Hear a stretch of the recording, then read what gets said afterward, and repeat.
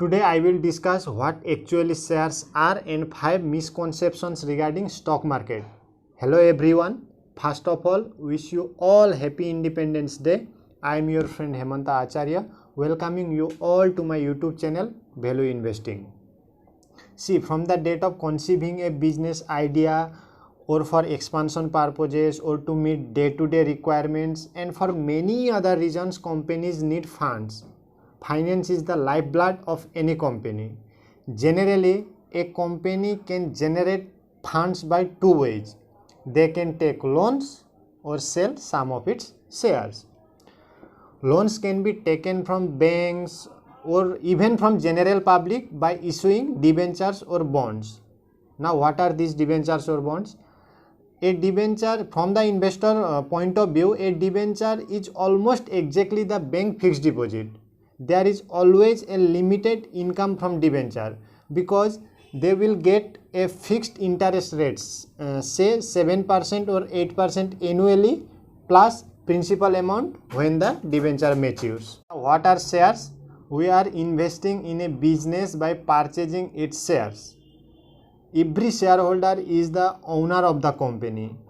The extent of ownership depends upon the number of shares owned by the company.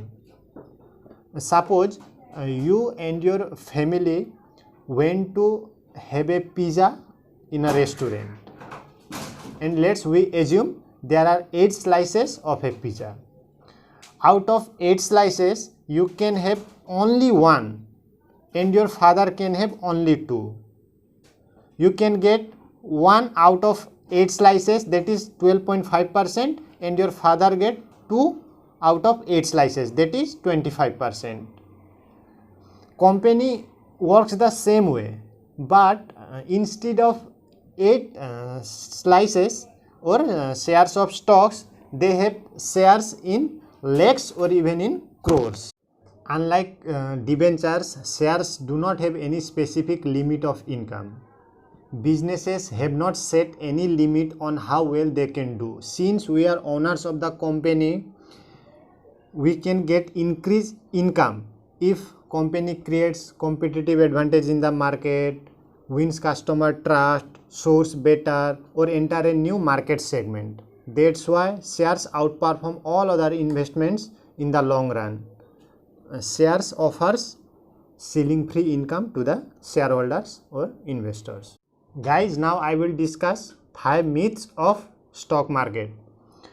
Misconception number 1, stock market is gambling. No, stock market is not gambling because we have control over our investments. In a horse race, we can bet on our favorite horse, but once the bell rings, all we can do is to watch the race. We do not have any control, win or lose. It is similar in dice. Once they leave our hands, win or lose. But in stock market, we can, whenever we want to sell our shares if they are doing bad and get onto the winner shares. Thus, stock market is primarily for investors and not for gamblers. If we do proper homework, follow sound investment principles and have patience, share market can be one of the best way of accumulating wealth for the long run. Myth number 2, we must have good knowledge on finance. This is a popular misconception among us.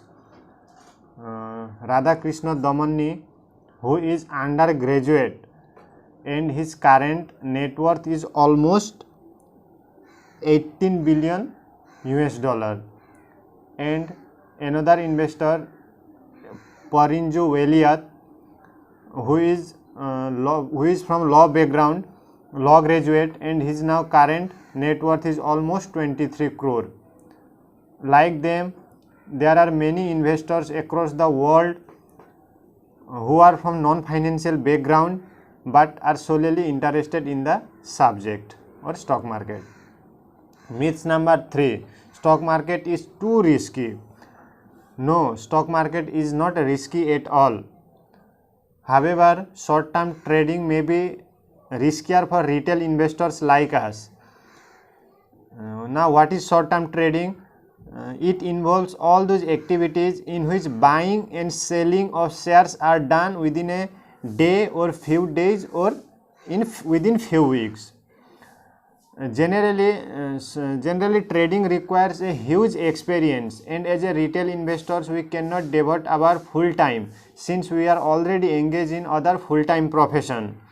That's why short-term trading may be riskier for retail investors like us.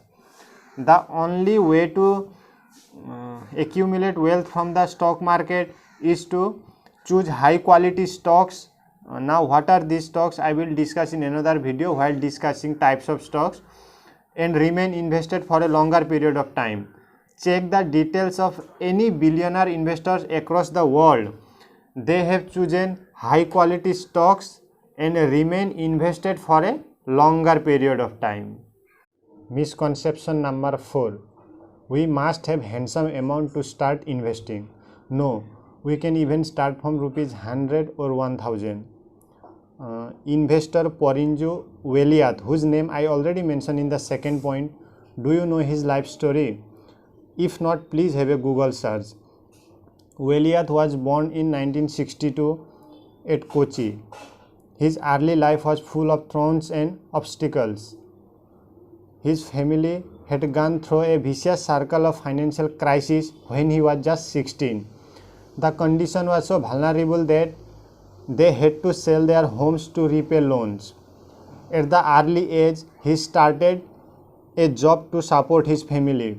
Now, he is one of the successful Indian investors, having net worth in crores.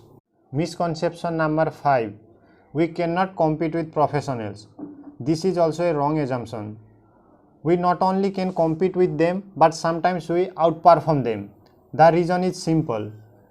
Professionals have very limited amount of time to keep track record of many stocks for their several clients, but we have the opportunity to complete in-depth study of our stocks, and all the information are readily available in the internet. We just need a click from the mobile or computer.